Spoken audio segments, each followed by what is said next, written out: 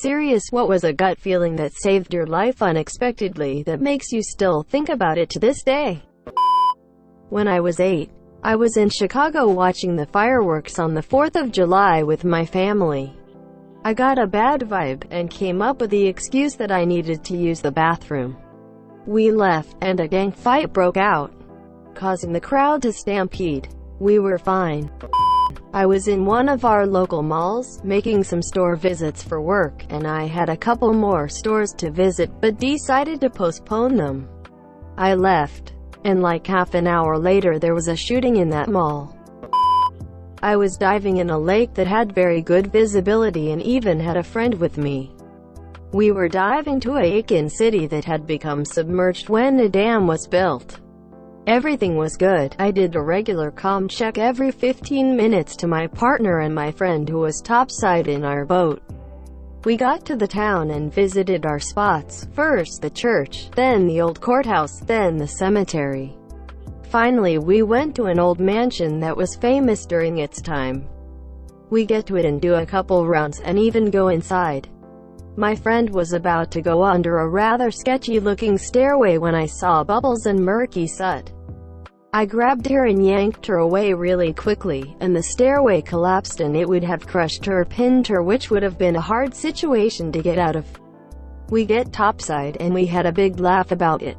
She gave me an angel wing patch for bag later, saying it was a small token for saving her life. I was playing basketball at my local gym. Super crowded, and I was on with 4 other next. Game gets a little competitive and people start talking trash. Something just doesn't feel right, so I go to walk to my local In-N-Out to take a break and get a burger to cool off to about an hour. Come back to find several dozen police cars and ambulances. Turns out this humongous brawl with multiple people hospitalized and arrested. A woman and her baby hiding from the brawl were attacked in their car, I later found out. Age 10, found my father's rifle hidden in his tools room. Hid couple of pieces including the bullets, then called my mom. Somehow, I knew he wanted to kill us. Parents were in the middle of a divorce. Long story, he was indeed planning on it. Had I not followed my guts, I wouldn't be tapping this today. This happened in the mid-70s. Yay for ducked up family upbringing. Waiting out an ice storm. Apparently someone right up the road from where I was slid off this bridge and no one found said person for a few days. I was about to leave my brother's apartment one evening and he was trying to convince me to stay for one more episode of the show we were watching. But I had a weird feeling, so I declined and went home. As I was getting home and into bed, I got a call from him freaking out and asking if I was okay because a felon with an AK-47 was just caught and taken down by the police in his apartment parking lot. If I had stayed for one more episode, one would have most likely been taken hostage by the guy, or even killed, because we would have been in the parking lot at the same time. I accidentally took too many pills. I felt the fear and uncertainty as I thought about how many I had actually taken, because I couldn't remember.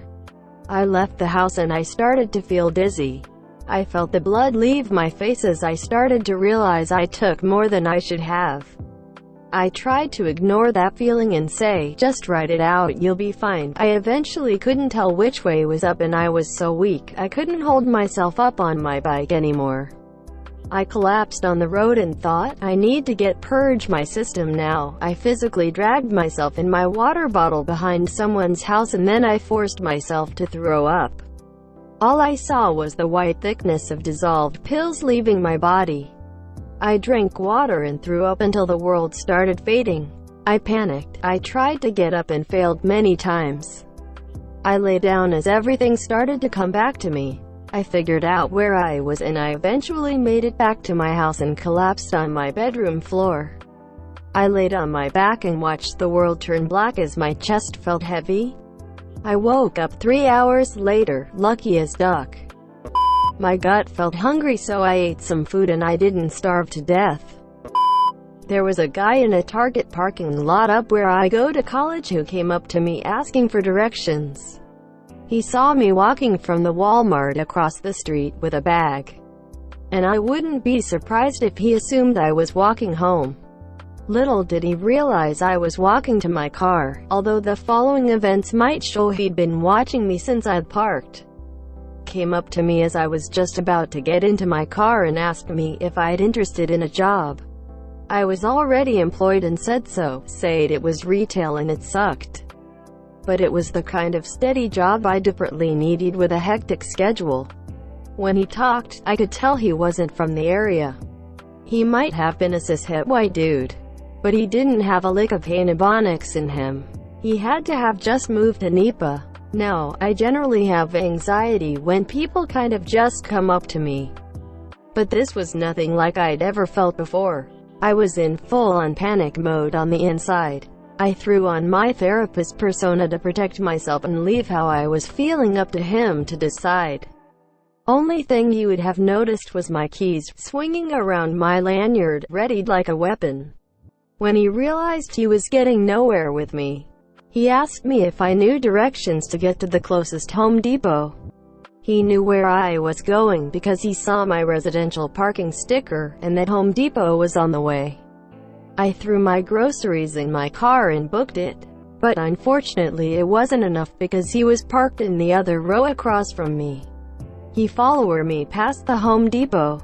I let him know I knew I was being followed, and pulled my phone out as if I was going to call while at a red light and brake-checked him multiple times before getting to an intersection where he finally pulled away. I was paranoid for a solid month after that, thinking that I was going to be abducted by a trafficking ring. Because I wasn't the only one with a story like this, and the social work department was aware of a trafficking ring in the borough these stores are located in. I was driving down a thin road in Colorado, one lane on either side. It had snowed recently, but most of it had melted. There were a few icy patches scattered about. I was about to adjust in my car that I had to take a hand of the wheel for. A truck was approaching, going the opposite direction. I suddenly had this feeling that I had to grab the wheel with both hands immediately. Right as I did, my car hit a patch of ice and jolted leftward in the way of the truck. I ripped the wheel the other way and got back to my side just before the truck smashed into me. Think I grew a white hair that day. Wife was cheating. Yep. Not my gut feeling but my mom's. In 7th grade, I had been extremely ill the night before. Vomiting pretty much all night, stomach in a lot of pain, but completely fine the next morning save for an ache in my right side. I sat down on the couch, made the tiniest little ouch noise while holding my side, and my mom's alarm bells just went off apparently. She told me to go upstairs and get dressed to go to the doctor. Short version, we went to the doctor. Didn't think it was appendicitis because I had literally no other symptoms.